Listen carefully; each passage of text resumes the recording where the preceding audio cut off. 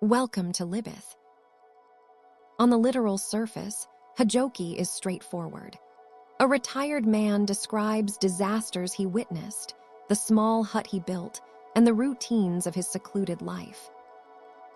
But almost every object inside the text operates simultaneously as material reality and philosophical symbol. The river in the opening line is both an actual river and the structure of existence itself. The hut is both architecture and argument. The shrinking sequence of houses becomes an autobiography of detachment. Chōmei writes with such precision because the concrete world is where the philosophical meaning resides. The Hojoki operates on two registers simultaneously, and what makes it difficult to reduce to a simple message is that neither register is more real than the other. On the surface, an old man in a small house on a mountain, describing the house and the life inside it, with a prologue about the disasters he witnessed in the city he left. Underneath, one of the most compressed accounts of impermanence as the fundamental condition of existence that the Japanese literary tradition has produced, built out of fire and famine and earthquake, and the deliberate architecture of a 10-foot room. The surface and the depth are not separate. They require each other. The philosophy only works because the fire actually happened, and the fire only matters because the philosophy is there to receive it. The opening river image is the clearest example of how the text holds both registers at once. Chōmei is describing a river. He is describing a real river. There is a river. The water moves through it continuously. The foam on the surface forms in the eddy pools and dissolves. This is accurate as natural description. And it is simultaneously the entire argument. Change is not an event that happens to things. It is the condition in which things exist. The river does not change from one state to another.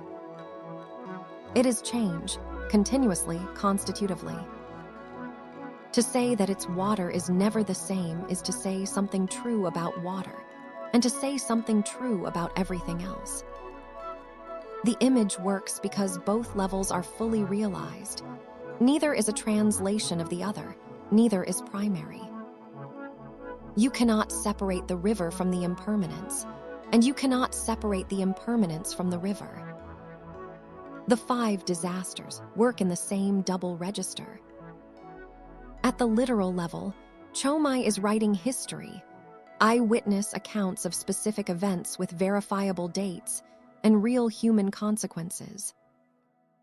The fire of 1177 consumed approximately a third of the capital. The famine of 1181 and 1182 killed people in numbers that Chōmei documents. The earthquake of 1185 damaged buildings throughout the city, and the aftershocks continued for weeks. These things happened. Chōmei saw them. At the figurative level, the 5 disasters are a demonstration of what the opening sentence said. The world is ceaseless change, and any assumption of permanence is an assumption that the evidence does not support. But the figurative level only does its work because the literal level is so specifically realized. If Chōmei had said the world is impermanent and then cited disasters in general terms, the reader could nod and move on. By counting the bodies in a specific street in a specific season, he removes the option of treating impermanence as an abstract idea. He forces it into contact with the concrete, and the contact is what makes it land. The housing autobiography is perhaps the most original structural device in the text. Its literal content is exactly what it says: a sequence of houses, each smaller than the last, each in a different location. This is autobiography. These are real places where Chōmei actually lived. At the figurative level, It is a philosophy of detachment narrated through space and dimension, rather than through argument. Each move is a reduction. Each reduction is a clarification. The argument that a person can live on less, that the accumulation of space and objects and social position is not the same as the accumulation of well-being, and that the relationship between them is, in fact, roughly inverse, is made here not through claims, but through the record of a life. You cannot easily argue with it, because it is not an argument. It is an account. Here is what I had. Here is what I found when I moved away from it. Here is what remained. The hut's portability, the detail that it can be disassembled and moved, is the most precise moment in the text's operation of the figurative within the literal. A portable house is an unusual house. It is a practical object with a specific construction method and real physical properties. It is also an argument about the relationship between a person and their home.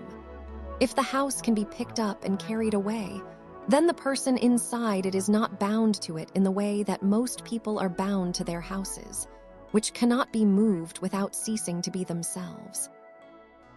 The portability of the hut is the built form of non-attachment, the philosophical position instantiated in carpentry. And Chōmei knows this. The detail is not incidental. It is there because the hut needs to embody the argument, not merely contain it. The contents of the hut work in the same way. A folding organ, a collection of poetry, Buddhist images, an almanac. These are specific objects. They are also a minimum, a statement about what a meaningful human life requires when stripped of what it has been taught to require. Music, the aesthetic life, pleasure, the dimension of human experience that is not instrumental. Poetry, the literary tradition, the cultural inheritance, the written language through which humans have tried to articulate what it means to be human. Buddhist images, the spiritual practice, the framework for understanding what is happening in the world and inside the self. An almanac, the practical orientation toward time and season, the acknowledgement that even a reduced life moves through time and must be organized accordingly. 4 objects. Nothing else. The selection is a claim about the self's actual needs, made through the physical arrangement of a room. The philosophical undertones of the text are multiple, and they extend across traditions in ways that Chōmei could not have intended, but that the text accommodates. The central Buddhist concept is mujō, impermanence, and the Hojoki is its most compressed and most fully realized literary instantiation in Japanese. But the text also resonates with what in the Japanese tradition is called mono, no aware, the pathos of things, the gentle sadness that comes from perceiving beauty in full knowledge of its transience. In the Heian tradition that formed Chōmei, mono no aware was primarily an aesthetic category. The fall of cherry blossoms, the fading of autumn colors, the beauty that is beautiful partly because it does not last. In the Hojoki, the register shifts. The awareness of transience is no longer primarily aesthetic. It is urgent, practical, and structural. The world does not merely move beautifully toward dissolution. It burns, it starves, it shakes. The pathos is there, but it is not decorative. It is the ground. The Western parallels that the text invites are worth taking seriously, without allowing them to flatten what is specific about the Hojoki. Thoreau's Walden is the most direct structural parallel, the deliberate experiment in minimal living, the precise accounting of what a life actually costs, the philosophical argument made through the dimensions of a small building, and the record of a seasonal year. Both texts are experiments performed in real time and reported in first person. Both end in ambivalence. Thoreau leaves Walden after 2 years, and the ambivalence of that departure shadows his account of the experiment's success. Chōmei's final self-interrogation performs the same honest complication, the refusal to end in a triumph that has not been achieved. The parallel is real, but so is the difference. Thoreau is conducting an experiment he intends to publish in a tradition of individualism that does not have the Buddhist framework, in a world that is expanding rather than collapsing. Chomei is recording a life that happened to him, in a tradition in which the relationship between impermanence and practice has been worked out over centuries, in a world that is actively falling apart. The Stoic resonance is also worth noting. Marcus Aurelius, writing to himself in the Meditations, is working through a similar problem from a different angle. The world cannot be controlled. The self can be, to some degree. The task is to locate the boundary between them and to organize one's life accordingly. Chomei's hut is that boundary made physical, the space inside which the self governs, surrounded by a world that it does not and cannot control. Pascal's Pensées contain the famous observation that all human unhappiness comes from the inability to sit quietly in a room alone. Chomei sat quietly in a room alone and found that even that was not quiet, that the room itself became a source of attachment, that the self brought its own noise into whatever space it inhabited. Pascal diagnoses the problem. Chomei enacts the attempt to solve it and is honest about the residue. What the text refuses to do is also part of its meaning. It refuses to prescribe. It does not say that the reader should build a 10-foot hut. It does not argue that withdrawal is the correct response to an unstable world. It does not claim that the Buddhist framework it operates within is the only framework that could produce clarity. It offers an account of one person's attempt to find a life adequate to an honest description of reality, and it ends before the attempt is complete, because the attempt was not complete.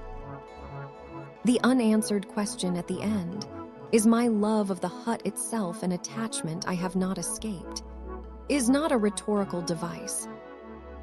It is a real question, still open, still live, still unanswered in the text we have. The river is still moving. The water is still never the same. And Chomei is in the hut, playing the organ, watching the seasons change, and wondering whether the watching itself is the last form of his failure to let go. That is what the text is doing. That is why it is still being read. The figurative depth of the Hojoki comes from its refusal to separate metaphor from lived experience. Impermanence is not illustrated through symbols imposed onto reality. Reality itself becomes the demonstration. Fires burn cities. Earthquakes destroy houses. Famines leave bodies in the street. Human ambitions fail. The figurative meaning emerges because these events expose the instability already embedded within ordinary life. That is why the text continues to resonate across cultures and centuries.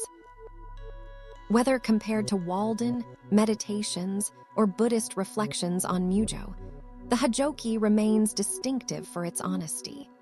It never fully resolves whether withdrawal is wisdom or merely another human strategy for coping with fear.